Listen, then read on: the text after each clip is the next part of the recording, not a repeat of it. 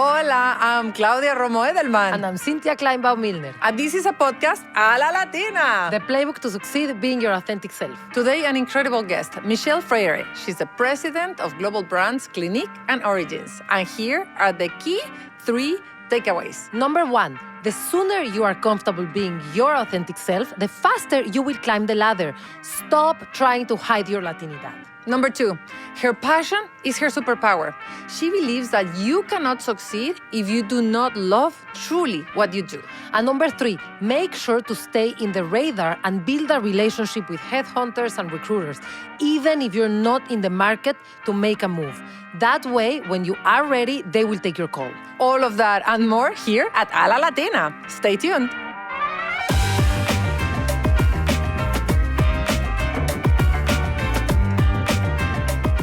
Cynthia, we've been discussing how important it is for Latinas to generate wealth, particularly because we understand that only 33% of Latinas have retirement income from savings or other assets. So how can your company help in this equation? Well, we have several options for saving and investing accounts. The one for beginners, if you are a beginner, is our fully managed investing product. This is perfect for those who want to set it and forget it. You can select the risk level and even choose the type of companies you can invest in. That's amazing. So what is the minimum needed to open an account? $1. You just need $1. No excuses. The earlier you begin to invest, the sooner you will start seeing returns from your investment. So how can people get started? Simply download the MoneyLion app and open a managed investment account. It's quick. It takes just a few minutes. Perfect. Let's do it. Today, an incredible guest, Michelle Freyre. Michelle is the president of global brands Clinique and Origins, and she was recently appointed to the board of directors of United Airlines. She spent 20 years at Johnson & Johnson in various roles across marketing and sales, including president, U.S. Beauty, J&J Consumer Health Productions Division. Prior to her time at J&J, Michelle held brand marketing positions with other companies, including the Pepsi-Cola Company. Michelle is the executive sponsor of ELC's Hispanic Connections High C, which is the ERG, actively mentoring diverse talent across the Estee Lauder organization. Lastly, she is a founding member of Chief, a private network designed to accelerate women in business and support women leaders. She grew up in Puerto Rico, holds a BA from Yale University and an MBA from Harvard Business School. Michelle has been recognized by Fortune, Bloomberg, and the Association of Latino Professionals for America as one of America's most powerful and influential Latinas in business. Michelle, bienvenida. Ay, mil gracias. She's a big deal. So happy to be here. We're so excited to have a Latina in the board of United. This is incredible. We celebrate you, we clap you. Thank we you. honor your presence with us. Thank you so much. We want to start by asking you what brought you to be where you are and what you do today. What's your background? Yeah, absolutely. Well, born and raised in San Juan, Puerto Rico. My father's Cuban. My mom is from the Dominican Republic. And they both escaped dictatorships. So that really shaped, who I am today. They've been my role models. They were resilient and just strong people. And really showed me the power of education. So they moved from the Dominican Republic to... So my mother, as a young child, she had to leave the Dominican Republic with her family when Trujillo was there, and they all escaped. And then my father grew up in Havana and left in 1960 when Castro came into power. They met later. They met when my mother returned to the Dominican Republic, and then they married and went to Puerto Rico, and that's where I grew up until I was 18. But my dad always taught me that a dictator can take away your money and can take away your material things, but they can't take away what's here in your brain. They can't take away your education. And that is something I grew up and is still with me today, that appetite of always continuing to learn. As the key to progress and Yes. something that no one can take away from you. Exactly. And Yes. you were in Puerto Rico without extended family or more of your cousins and uncles? No, without extended family. So Yes. what was it like growing up in Puerto Rico? What was your community like? What did you see growing up? I always say that, especially at that time, there's no other place in the world I would have rather grown up with than Puerto Rico. It was a small place in San Juan. Everybody knew each other. I always say that you would go to a party and you would say, I like like that boy, he's cute. And people would be like, yeah, he's the cousin of so-and-so, the brother of so-and-so. And it was just such a great, nurturing environment. And I think a lot of my leadership qualities started there because relationships are so important, connections. It's such a warm place. Everybody's kind, and the passion and the Caribbean sun, it just gives you a very optimistic look to life. So there's just a lot in me that I think came through growing up in Puerto Rico. So you think that if we ask people in your team, like, what is Michelle's leadership style, they would refer to you as somebody that leads like a leader of a community? The first word that comes out of people about me is passion. And that has shown up always in my performance reviews. Passion is always the first. Passion for the brands that I run, passion for my team, passion for the consumers that I'm serving, passion for what I do. And that came from that time. That comes, both it's in our culture, right? Mm-hmm. It's a very big part of who we all are. But I think it got nurtured in a Caribbean island like Puerto Rico. It's just so inherent to how people are.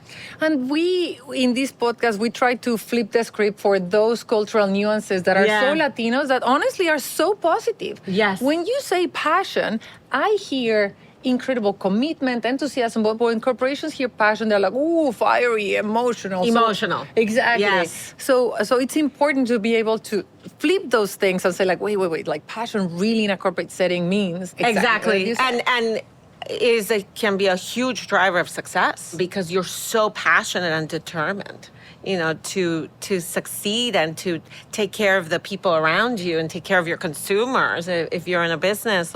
So it is, but you're right. And that sometimes people say, well, that's a lot, or that's too emotional, or that's too passionate. I don't think there's such a thing as too much emotion or passion. You also, by the way, that's how you inspire people to follow you. Nobody follows a cold leader. I think you have to incite and inspire that passion in people, and people will walk through a wall for you. And there's research about how women don't lean on being passionate and showing vision. So there's now training for women to communicate their vision, because if you take men leaders and women leaders, men communicate in a way that people follow them, and women, we are like, I don't really see where we're going, so I'm just going to tell us that we're going here, not there.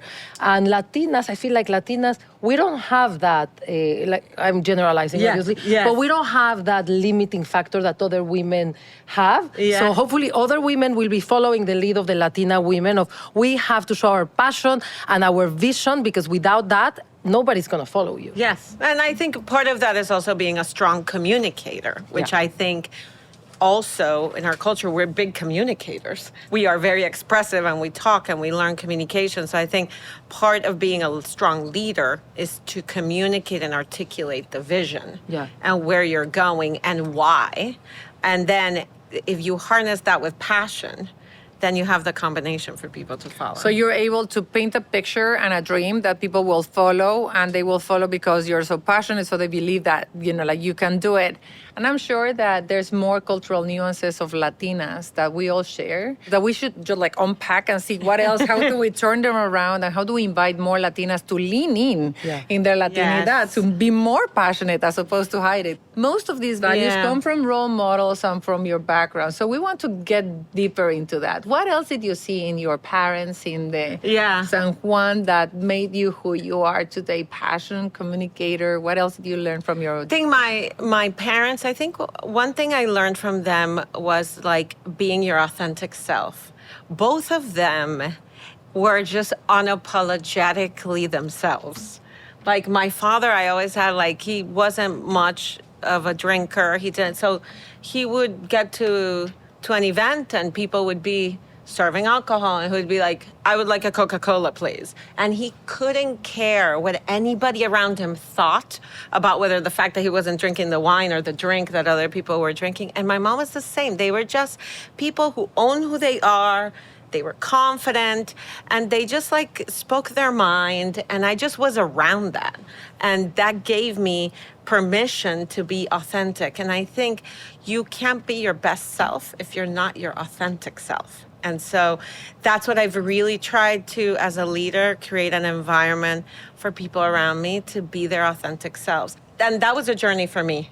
Even though they taught me that, and it's something I inherently have, in corporate America, it takes you a bit, especially 20 years ago, to go on that journey. But they really taught me that, and I think they taught me resilience.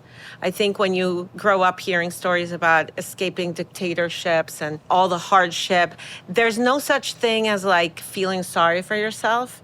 There's like you got back down, you get up, and you get going. And that resilience is really important, and it's something that I'm really focused on teaching my kids, because we all know that life, and sometimes you worry that like kids are being too cuddled and whatever. And I feel like when I was growing up, it was like, you get up and you dust up, you fell down, you get up and you keep going. And the role of parents and role models is critical, but we are now the role models of our employees and our kids, and we have to be very conscious about what do we allow. And when you allow people to turn you off and not be yourself, you're teaching that to your kids and to your employees. And now that you said about your parents, like they were themselves, just clicked on me. My mother was her unapologetic self. She was loud.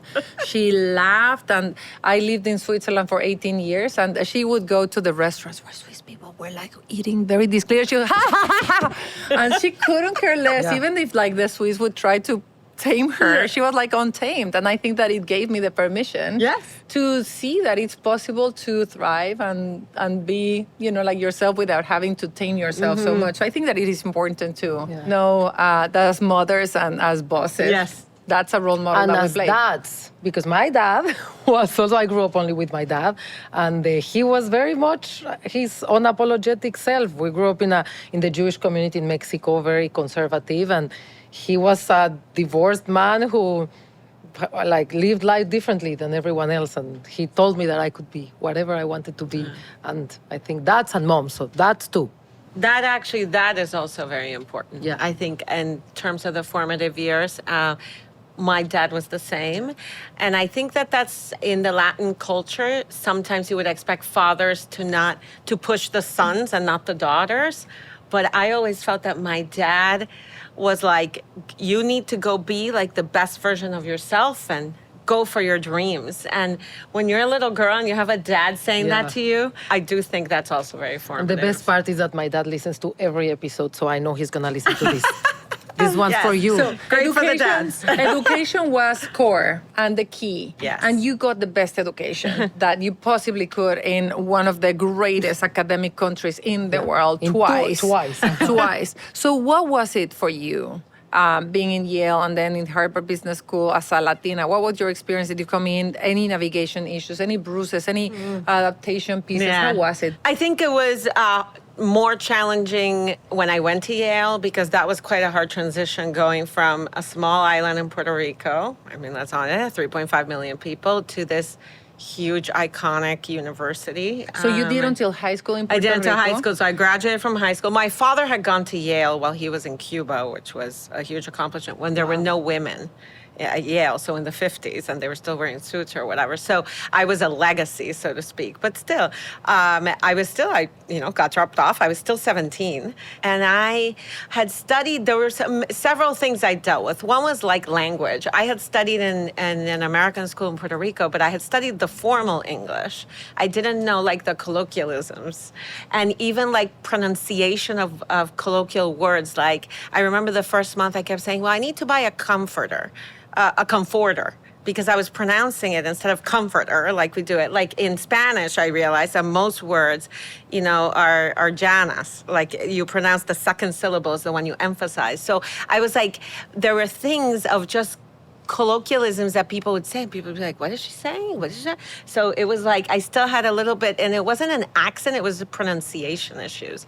And then just like the climate, like I didn't have winter coats, so I had to go buy a whole new wardrobe. I didn't know how to dress for the cold weather. And then there were people from all around the world, and I had lived in this little island. So there was a lot to navigate, but I was also super proud to be there. And I, at the same time, felt like I had found my people at Yale, because they did all care about education so much. So we had that foundational thing in common. And there was a little group of Puerto Ricans, and we all stuck together too. But I also had amazing roommates that I, love, a violinist, who ended up going to Juilliard after. Like, just you meet these amazing people from around the world. So it was a phenomenal experience. But I think the first year was a huge transition. But as everything in life, right? You learn a lot from the challenges and you grow. And then at Harvard Business School, it was a bit easier. But I think I was like, wow, I'm at Harvard Business School, like the best business school in the world. Like a bit of like, how did I get here? And then what do I uniquely bring versus all the other people in my class that were from all around the world? There was an Olympian. There was a guy who came from China whose father owned a farm. Like you just get like such a diverse, and you just have to find like, what do you bring to the table? We're all special. And kind of digging deep into you, what is it that I bring, and find your voice and bring that voice to the class every day. I don't know if this happened to you. When I arrived to Harvard Business School, it took me maybe a month to realize that everybody was just as insecure as I was. And it happened in this class. There was this guy across the class from me, in my section, who came from finance. Finance people speak like they know. So every time he spoke, I was blown away. And then we were in marketing class, and he made the stupidest comment I've ever heard. And I realized, this guy is full of, you know what? And I can teach him something. Yeah. So he can teach me finance, but I can teach him marketing. And that completely took the veil from everyone. I used to think everybody's so smart, I'm the dumb one. And in that moment, I realized that everybody was a little bit putting up a facade. Yes. But we all had something to contribute and something to learn. Exactly. Same, no? Yeah, absolutely. We have had a lot of guests that have a very different experience to you. They had real navigation issues where their social, economic positions made them be biased or sidelined, where they had to hide their Latinidad. It doesn't seem to be the case for you. And it happened more in corporate America, though. It did. It happened later. I did struggle with that at the beginning, maybe the first 10 years of my career, because I joined Johnson & Johnson. Just the first 10. Just 10, No, but I joined J&J, which is a very conservative company, and I was not feeling free in terms of how I dressed. I'd rather wear a dress, today I'm wearing a jacket, but for the most part, I like being feminine. I like my big earrings. I like my red lipstick. And I didn't feel like I could do any of that. And in a presentation, they had us take a presentation course when I was a brand manager. And I was told that I was speaking too much with my hands. And that was distracting. And so then I started presenting super rigid, which of course made me completely ineffective in presenting. And eventually I was I'm going to ignore that advice, but that took a while. And so, now it was a journey of getting to realize that the more, though, I found the times that I leaned into who I was and I did my red nails and did my red lipstick, I put my earrings on and started kind of growing into myself as a leader, I realized that's when I was best showing up. So the more authentic I was, and then finally I was I'm just going to be me, but that took a while. And I think at the beginning, I did feel that I needed to fit into corporate America in a very specific way, especially then. And I think that I'm really glad. And I tried to pave the way for people to cut down that timing. Exactly. Yeah. Because it took me a while. Yes. I think that that's part of why we decided to do this, because we know that in order to get more Latinas to top of corporate America in half the time with half the bruises, they have to start listening earlier, that being your authentic self, not hiding who you are, is going to be your propeller and your promotion strategy more than anything else, because we've been told so often, so long otherwise, that we believe that advice. We take it don't be Latina, be like the guy next door or something like that. And I think that the more we hear this advice, the more we can tell the younger Latinas that is your strategy. Your winning strategy is being Latina. Yeah, and I think that those of us that have reached to a certain level have responsibility to act very authentically, because you need to look up also and say, oh, they look like me, so I can behave like that. There is a permission, and that's why representation at the highest levels is so important, because you need to be able to look up to not just see people that are Latino, but also like sound like you, speak like you, dress like you, wear the red nails, wear the red lipstick, and you're like, okay, they can do it, I can do it. And be passionate and Exactly. be And be hardworking, successful and be highly respected. I had a call with a mentee that I have today. She's Mexican and works in a company that it's kind of like J&J, very American, and like no, she doesn't feel like she can be herself. And the first 20 minutes of the conversation, she was telling me how she doesn't feel like she's succeeding. And then she tells me, I just don't feel like I belong, and I am spending 80% of my time worrying about it. And I'm like, and you're wondering why you're not succeeding? Just like, how can you succeed if you're only working 20% of your time? The other 80%, you're worrying about what your boss thinks if you're moving your hands. So it's amazing that I just told her that, and she's like, I didn't think the option of being myself was on the table. So, of course, it's on the table. It's always on the table. We want to promote in this podcast playbooks. And we have seen that in your career in J&J, you had like an incredible Every 2 years. promotion every 2 years, like chun. Michelle, what was your playbook for succeeding in J&J? I think I wasn't as conscious about it, but as I've gone back and reflected, I think there are several things that I was doing in common in every role. I think, well, one is you have to deliver results. I mean, so really early on in my career, I was told that performance is an entry card. Like, that's like a given. Like, you've got to deliver results. So I've always been very results driven. Two is I really had a great sponsor early on who told me that careers are not vertical. That diversity of experiences is what will set you up to be the best leader in the future. And I was a brand manager when he told me that, and he came to me, he was the president of Neutrogena, and he was like, I want you to come to sales. And I was like, sales? That's so tactical, just because I didn't really know anything. I mean, sales can be super strategic, but I was like, what do you mean? And I was like, I'm a marketer. And he was like, Michelle, careers are not vertical. You shouldn't just stay here in a marketing track. You should go and get a diversity of experiences. And I trusted him. And in my head, I was like, so I was young, so I was like, I'm just going to go for a year to sales and do that favor for him and then come right back. And I ended up staying 8 years in sales. And I would not be sitting here today if I had not done that experience. And so I think that openness, and there are many examples in my career around that, so I think risk-taking also. I think the third is, I always followed my passion. So I think you have to work, in order to be successful and get promoted and all that, you have to love what you do. Yeah. So when people ask me, the first thing I say is, do you love what you do? And if not, go find it. Whether it's an industry or a specific function, for me, it was marketing and it was beauty.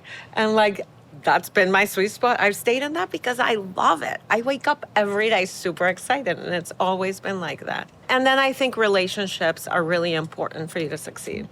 I think you can't do it alone. So I always have built and spent a lot of time in the positions I've been in, building relationships around me with my peers in other groups. How did I build, relationships? And then I think the last thing is I started early on understanding the value of sponsorship. I think you don't get promoted over and over without people sponsoring you along the way. And I think that's important. Let's talk about those two final points of the playbook. I love the playbook, by the way. Thank you. Network, relationships, and then sponsors. Yeah. How much of your time do you spend on building your network? Do you have okay, here's a power map. What would you say to younger audiences about how to build networks? Yeah. And then how to find a sponsor or be a good sponsor, how to be a good sponsoree, if you want. Yes. So first on relationships, I think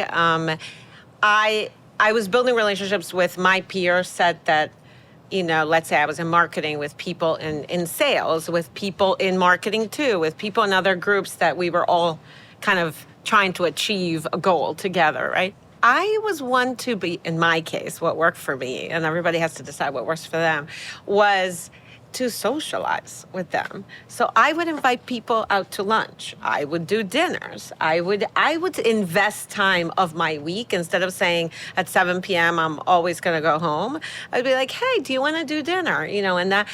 Or do you want to grab a sandwich, or you want to grab a drink? Because once you get people out of the work scenario, you get them to open up and be their real selves. And then you start having more real conversations, because you also can't build a relationship with people just based on the professional piece. You've got to actually get to know them, get to know what makes them tick, get to know, do they have a family, do they don't? Because what I learned is that once people start knowing you as a person and you knowing them, people will do things for you that they don't have to.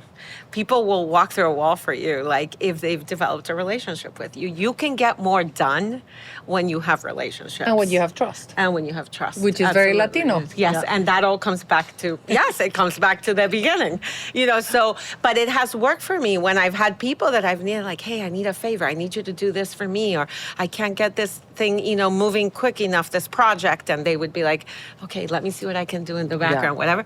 Because I had spent and invested the time in that. People say that trust is like a wallet, right? Like you first put the coins, and then at some point you're gonna want to use them. I mean, I don't want it to sound so transactional, but you can't expect to go and ask people favors when you haven't. Correct, when you haven't invested the time, social and the capital. Respect. Exactly, social capital. That's a great way to. Okay, ladies, I got you. Exactly, and then you asked me about sponsor. I guess being a good sponsee. I think some of it has to be a natural connection with the sponsor, I think. But, again, in events when I would see senior people, or they would see me present, and then they would all of a sudden I would try and strike up conversations with the ones I felt that I maybe would have a connection with, whether it was because we had a shared interest, or I felt comfortable talking to them about the business, or they had expressed something interesting in what I was working on.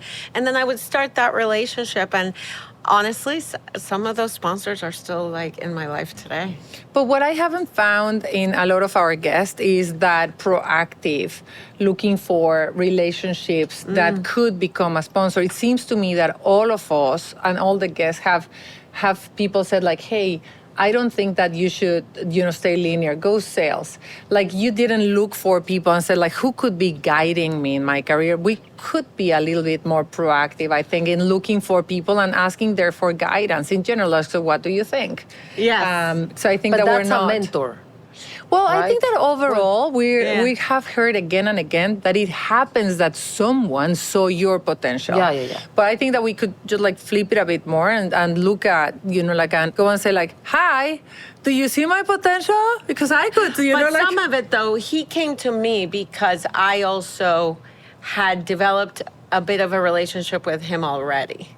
So I think you're right. Overall, we are not as proactive. And I think Latinos especially, and Latinas, we are very much about respect. Exacto. Yeah. So I think that we feel like we have to ask for permission. So I think, and I try to tell the younger people I mentor, you don't have to ask for permission. But I do think there's an element of, that's where I also talk about delivering results. A lot of times, so the way I built the relationship, he was the president of the company, I was a brand manager, but it would be Friday afternoon, and that's when he did his walks around the marketing floor, and I was always there. Other people had left, other people whatever, and I was there working and doing my thing, and then he'd come in, what are you working on? And he'd sit there in the chair, and then we'd just chat.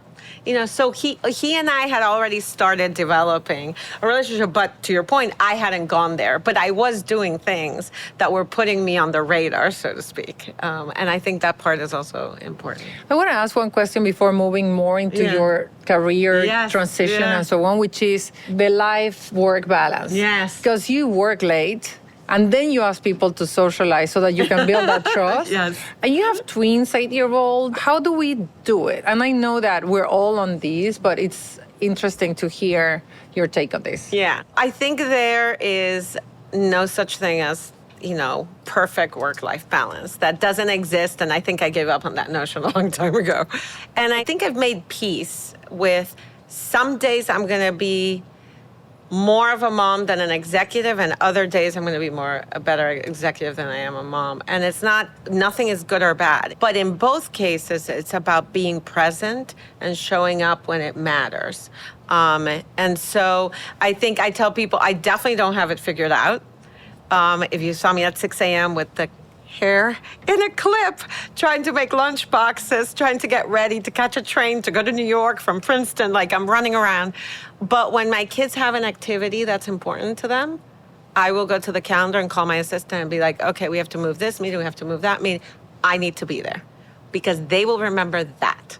They won't remember maybe like the third ballet class that maybe I couldn't make it because I was on a business trip, but they will remember that when they had a performance or there was something important. So you have to also pick where you're going to be and when it matters. And the same at work. There's going to be certain meetings that's like you can't miss. You just have to show up. And we're all just trying one day at a time, one step at a time, and none of us have it figured out. We're all trying our best every day. And I think I've learned probably in the last few years, we have to be kind to ourselves, because I think as women, and even Latina women more, because I think we have these role models of these mothers, that the mother image is like you have to be this great mother all the time, and we all are, but that doesn't mean you have to be everywhere every day. We just have to be kind to ourselves, and we're all just trying our best. Sometimes I wonder if this is the advice that is less relatable to our audience, because you can change your schedule, but maybe a lot of our audience can't change their schedule. That's true. So, if you're a manager or a senior manager and you have an 8-year-old and Michelle invites you to a meeting, I don't know that the manager is going to say, I'm just going to ask Michelle to change the meeting so I can go. They feel less empowered. Yeah. So besides making sure that they find a manager that supports them and a company that supports them, what else can we tell our audience if they are not yet in a position of power to change their agenda to be able to make those trade-offs? And by the way, there's a lot of times I can't change mine. Exactly. So how I'm do you do? subjected to a lot of other people above me. Okay, that's good for them to see. Yeah, so that's just true. to say that, when the CEO calls for a meeting, or somebody tells me I have to fly to China, I have to go. Or there's your no board flexibility. meeting. When you have a board meeting? There's a board meeting, I have to go. But there's a million meetings in my work where I can't change them because people that are more senior than me in the organization, that's when the meeting is. And there's no flexibility. I can't call the CEO of the company and say, you have to change your meeting. So I try to control what I can control. And I think, it's about making little choices every day. Mm-hmm. It's not the big picture. It's every day making little choices and what I try to do is plan as much as I can, so I look at the week or the month and one thing I've realized is these schools don't plan as much. And so sometimes I'm reaching out to the teacher. They hear from me once a week. Can you tell me, my daughter told me about this performance that's coming up in 3 weeks. Can you tell me when it is? Can you tell me at what time it is? And then they go and come back 2 days later. Yeah, it's at this time. And then I see, can I make it work? Can I not make it work? Sometimes I can, sometimes I can't. So I think you try to control what you can and plan for your life. And then I do also explain to my children sometimes when I can't be there, and I think that's important that they grow up understanding what you do. And then hope one day, they're oh, Mommy was doing something important that she also loved. I also tell them that I love what I do. And I think that's important that they see their parents loving what they do and thriving. And that's part of them growing up and their journey as well. The tools of trying to plan, trying to control the guilt, and also understanding deep down that it's going to be okay. That our children will be okay. That's right. That our careers will be okay. So that we can put it a little bit more down and say one step at a time, one day at a time. Yes. I want to talk to you about when you left J&J to become general manager of Cliniques. So why did you make that decision? You had a 2 year after year getting promotions. And so how did you assess the risk of changing your career and what was the motivation of that? Yeah, I think it was a continuation of the journey. So in the world where I love beauty, J&J is not a beauty company. You know, they're a healthcare company with a consumer division. And I had reached a certain point in the beauty division. And the rest was for me to go run other businesses that were not in beauty.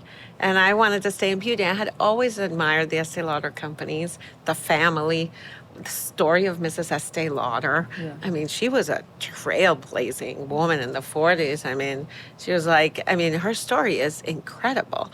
And I had admired Clinique. I had grown up with Clinique. Me too. I spent so much money on Clinique. My daughter is like, so it's like, it's such an iconic brand, you know? And it was like, and then as I started meeting more people and meeting the Lauder family, I think there were so many things that attracted me. I think one, well, they're obviously, so from a beauty perspective, they're like the pinnacle of beauty. They're a prestige beauty player. They're a pure beauty player. They're a global company. So I could learn a lot. They are brand builders. I am a brand builder. So that was really important to me. I think the other piece is culture. So when we talk about culture and being able, like maybe that mentee you were talking about, like she may be in the wrong place for her, right? I always think that the fit with the culture is important. And so this is a family culture. And we are big in family as Latinas. So for me, I love that the Estee Lauder company, the family members are still involved. And it trickles down from the top in the way they treat their employees, in the way that the company runs. And they're in it for the long term because it's about their family name and it's about the company. And I think that is different than many companies in corporate America that are about the quarter, the short term, stock market, the stock, like whatever the stock price is, versus the long term of we really want to build brands. So I was like, I just like love the people, love the culture. And I was like, this is like a perfect next chapter. An unexpected one, I have to say. Wasn't in my initial plans, but that's the fun part about life. Yeah. Tell God your plans and yes, what exactly. See him laugh. So in your role, we spoke a little bit about this, but can you tell us more in your role as a global leader of Clinique? Yeah. What's your leadership style? My leadership style is, first, I lead with heart. I think everybody would say that. I lead with my heart. I lead with empathy. And I always want to create an environment where people can feel safe, can feel like they can bring their authentic self to work, can speak their mind. Because the other part about my leadership is I really care very much about having diverse points of views. And it's not diversity in terms of just skin color or gender. It's different experiences, different backgrounds, and then providing the environment for everybody at the same table to speak their mind. I always tell everybody, like, I hate hierarchical environments. I want people to feel like they can sit and debate. The only way you're going to get to a better outcome is if people can feel safe to debate. And debate your point of view and that point of view. And then we all agree. And then once you agree, everybody, we're going into, whether you agree or not, we get to a consensus and we move. And I think for me, results is also delivering results and delivering on our commitments. I take very seriously that if the commitments we make to the company, we have to deliver on. So having a leadership style of, hey, we're all accountable. That level of accountability, I think, is also really important. Cynthia, I mean, like, I don't know about you, but I heard all of those attributes say. A la Lead, Latina. a la Latina, exactly. I was thinking the same. Exactly. You speak about basically not group thinking, right? And group thinking is like the biggest disease, I think, in corporate America. Yes, so true. That's why Enron happened. That's why so many companies do crazy things that you're like, this is obviously like, who approved this ad? And it's all this group thinking. Kills innovation. Yes. So I'm glad to hear that you're like, but also that's the way to stay relevant, right? Like in such a competitive environment. And beauty is like crazy. And brands popping up everywhere. Yeah. And I you're say like, from the garage door. You? Yeah. Exactly. Who are you? And that is in this store. And so how do you actually keep Clinique relevant? Yes, I think that is the hardest thing to do with big brands that have been around for a long time. How do they stay relevant? Because every day they're popping up, left and right, new indie brands and, celebrity brands, this, that. I think it's about a couple of things. One is I always put the consumer at the center. And so, however, the needs are changing. Like post-COVID, a lot of things have changed, and people's skincare routines completely changed. Now there's a new global phenomenon with sensitive skin. It's like 71% of women are saying that they have sensitive skin. So one of the things is you have to maintain the brand's DNA. That can't change. That you have to stay the course on, because the second you go off course from the brand DNA, it's just like the people. What's the brand DNA of Clinique? So the brand DNA of Clinique, like Clinique was founded by a dermatologist. Clinique is about, offering the most powerful efficacy with rigorous safety. We're very much about the safety, which is why people trust Clinique so much. And we're 100% fragrance free, and people really trust that we won't provide it. We do allergy testing and if we get one allergic reaction when we're formulating a product, we'll throw out the whole thing and start over. So that, you can't move from that and recognize that consumers trust you, and you have to stay true to who you are. But you still have to evolve and delivering on solving their needs. And the needs are changing. So you have to, in a world that's why the education piece, you are a continuous learner in life and in your work. You have to stay up to what are the consumers doing? What are the trends? How are they behaving? How are they consuming information? You have to have intellectual curiosity all day long. And in beauty, it's moving so quickly. And I think really staying relevant is also where you engage with your consumers. Yeah. So if today it's TikTok, we all know in 5 years it won't be TikTok. Yeah. It'll be something else. And so moving at that speed of staying relevant and engaging how they want to talk to brands is super important. So I guess you're lucky that most people consider themselves to have sensitive skin, because Clinique is for sensitive skin, right? Exactly. So did you start this trend? Did you tell everyone they have we just told skin? Everybody that. But I think there's a lot people are doing, but why people think they have sensitive skin, it's all kinds of things. They're overusing products. There's a lot in the environment that's making people, the screen time. There's so many things that we're doing in behaviors that is causing people to have more sensitive skin. And what about Latinas in the US for you? Is that a target brand for you? Absolutely. And, well, first of all, because Latinas are extremely skincare involved and makeup involved. And we have a beauty, beauty is like a... It's personal to us. It's very personal. Value. Very, very valued. Absolutely. Mija, be beautiful. Yeah. Ándale, be beautiful. Exactly. Yes. Or, my mom would make sure to be like, well, you're not going out like that without the lipstick.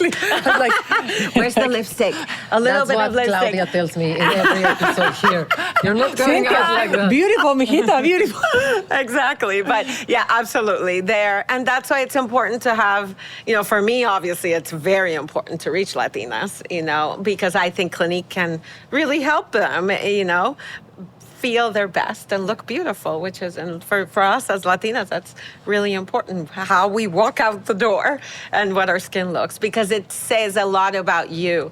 And I think in the culture we grew up in, it almost says a lot about also you're representing the family. Yeah. How you look. So you've rocked it in Clinique after J&J. Now you're in the board of United. Yes. What an accomplishment. We salute you. Congratulations. You make us so proud to start with, but this is incredible. So what was the roadmap getting there? How did you do it? What would be pieces of advice? What's the process like? First of all, I'm honored. I'm thrilled. I'm the only Latina on the board, and so it's definitely an honor, and it's an industry I'm super passionate about. I grew up traveling with my parents, so I love travel. It's something, and it's such an iconic brand. So the process itself, as a recruiter reached out to me who had heard about me, but I had, again, sometimes it's you have to play the long game. I always knew that I wanted to, being on boards is part of my plan, so to speak. So I always tell people, I got advice 20 years ago from someone I reported to that said that he always answers the headhunter calls, not because you're going to take any job that they're offering, but because you should build the relationships. And so I'm always recommending other people. I'm always like, so I had built relationships with headhunters, so my name is out there. I always pick up the phone and they're like, oh, I'm looking for someone. Are you interested? I'm like, no, I'm not interested, but let me give you 2 names of people you could call. And they really are grateful for that. And then sometimes they're like, oh, are you interested in being on a board? And I'm like, yeah, I am. And that could have been 2 years ago, that conversation. But then your name is out there. What you don't know is they start putting it in databases. And they start, so you have to also do a bit of the foundational work to get your name out there and express overt interest in being on a board. And so someone reached out to me and they were like, would you be interested in starting to talk to United? They're looking for more diverse representation. They're looking specifically for someone who's Latino. They are looking for someone who has a brand marketing background, and they are looking for someone who's currently running a global business. And you fit all of those characteristics. Would you be interested? And I was like, United? That sounds amazing. And well done for United for doing that. Yes, so well done for them. They've done, actually, in the last 3 years, they've added quite a lot of diversity to their board. And then I was like, okay, let's start meeting some people. And then I just fell in love with the people. And so it gets back to the fit. With the boards, it's the same. It has to be one. I got called for other boards of industries that I was like, no, I'm not interested. It was just, that's not a fit for me. So I love travel. And then I started meeting them and I just loved them. They are down to earth, grounded. I believe in their strategy. Scott Kirby, the CEO, is a phenomenal, inspirational young leader who is just kicking butt and taking names. And I was like, I want to really support them. And I knew I could bring a different voice than the rest of the board composition. So I'm really excited to go on the journey. It's a fascinating industry, no? The airline industry. How to make money. There's so many macroeconomic. Yeah, exactly. Yeah. So many risks. It's so complex. But I find that speaking of intellectual curiosity and learning. So, how are you going to be able to be on a board with this passion if in the board you can't be like, this is what we should do, and you have to kind of be on the board? You're not operating the company. That's right. You're on the board. So I'm glad you're bringing that up because it's a very different role. And I think a lot of mistakes, that's a great point. A lot of rookie board members go in thinking, well, I need to just tell them what to do. Mm-hmm. And that's not your role. You're not running the business. You are there to ask questions more. I think a lot of it is about asking questions to see if you provoke thinking on their part. And you're there for maybe advice, you provide some support, but I think maybe challenging some of the strategies or the plans. But it's you are totally there to do that and support and question and get them to a better place. You're not there to run the day-to-day business. It's so challenging, though. I'm constantly biting my tongue, unwilling to execute. Yeah. I'm like, no, let me introduce I have to constantly check yourself, of course. Act as a board member as opposed to an operator or an executor. Yeah, absolutely. So if you were giving advice to your 30-year-old self, what were you doing around there? You were out of I had just gotten to Neutrogena. What advice would you give Michelle in Neutrogena? Oh, God. I would say don't stress out so much. Trust the journey. Trust the journey because there's no way that if I had gone to that 30-year-old self who was in Los Angeles, just starting out at Neutrogena and say, 20 years from now, you're going to be at Estee Lauder companies, being global president of Clinique, and living in New York and Origins, and just on the board of United. And on the board of United, I would have been like, no way. Yeah. No way. That would have been a completely crazy thought.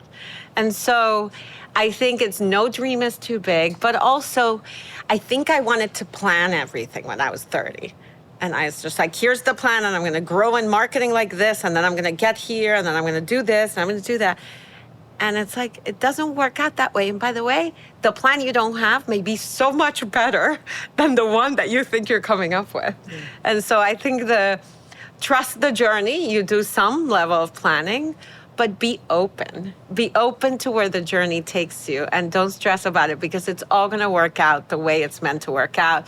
There's a plan, there's a higher plan, and you just have to go on the journey and almost enjoy the journey and make sure you're enjoying the journey along the way. Everything will be okay. So Yes. 10 years from now, picture it for us. Picture it for us. Like 10 years from now, how does it look like, and what advice would you give your today self?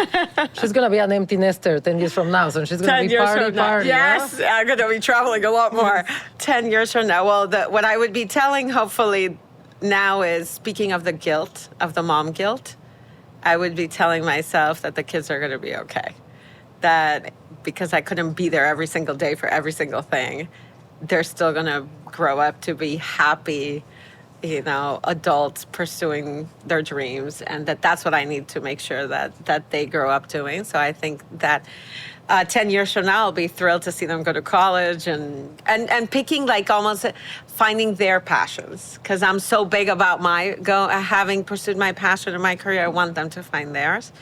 And look, I hope to still be somewhere in the beauty industry, still doing the thing that I love, which is to serve this consumer and leading teams and building brands, and still very much feel like, I have an aunt and an uncle who are going to they're married, are going to tell 102 and 100 next month. Oh my He's God. going to turn 102, she's going to turn 100. They're both from the Dominican Still Republic. married? Still married. They've been married since they were 18. So I mean, So that's you.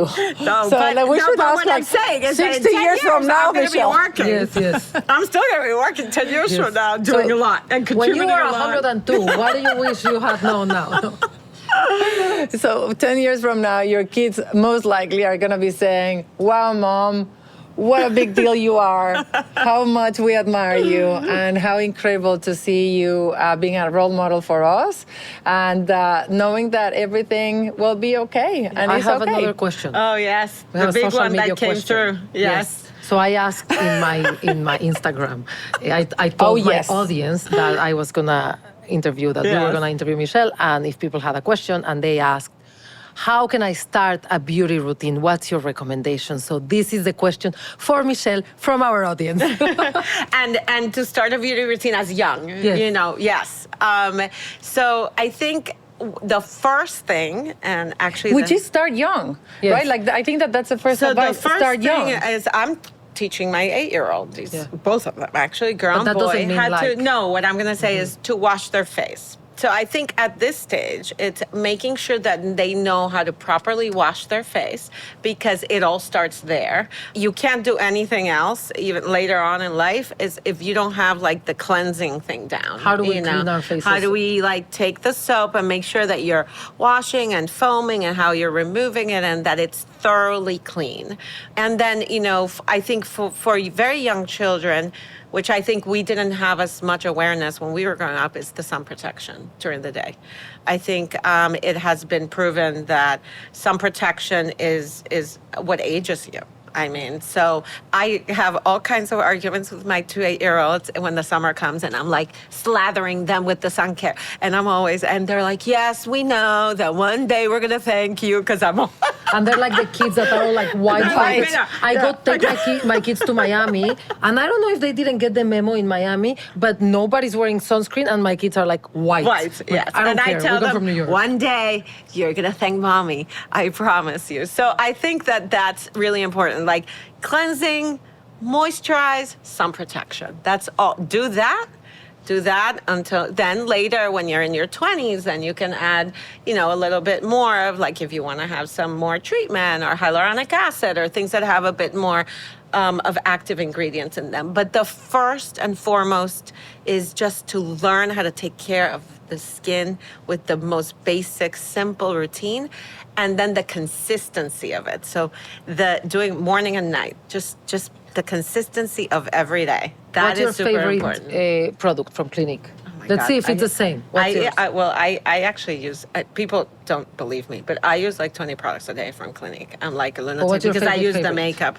Makeup is amazing. So my favorite, if I had to pick one, Moisture Surge. a 100-hour moisturizer because it's this hydrogel, like water gel moisturizer that you put on, and it's so light. And I feel like my skin, when it's dry, it goes like it just hydrates it, leaves it perfect. But I use black honey. I use. What about the mascara. yellow cream, the dramatically Different moisturizing lotion. That's- I also use that. I love and, that one. And people. That was my childhood. Yes. First People love creams. that. And it's dermatologist developed. It has tons of barrier protection. It strengthens the barrier of your skin.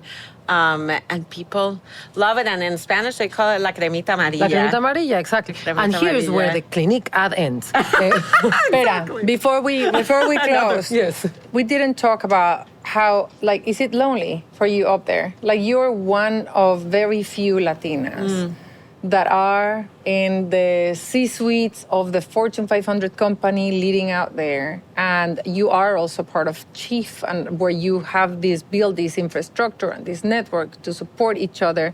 Is it sometimes lonely? How do we actually get more Latinas to be at your level? Yeah, I think we, the ones who are already at this level, I feel a huge responsibility to pay it forward and to go and open the door for the ones that you see coming behind you.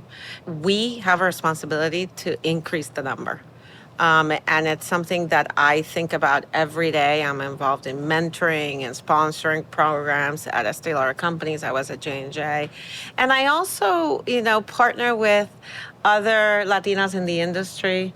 I think you had Maria Salcedo here from Ulta. She and I are good friends. And we talk about it. And we talk about how, we were even saying, like, we should get together and create, like, a group of Latinas that are in different industries at the top, almost like a Latina chief, and something that we should be doing. So but it's great when I talk to her because we can exchange stories and really understand what each other is going through. Both personally, she's a mother of kids. Like, it's just, you need some people at the top. And then we also understand that the number has to grow. It is lonely then. It is. So we have to, it's not completely lonely, but I think we need more company. So in that respect, who else should we have here that is at that level so that we can start listening to their stories, but also start building those communities? Yeah, absolutely. Well, there's another Latina, and actually, she was a great sounding board when I was going through the United Airlines process, is Carmen Bausa.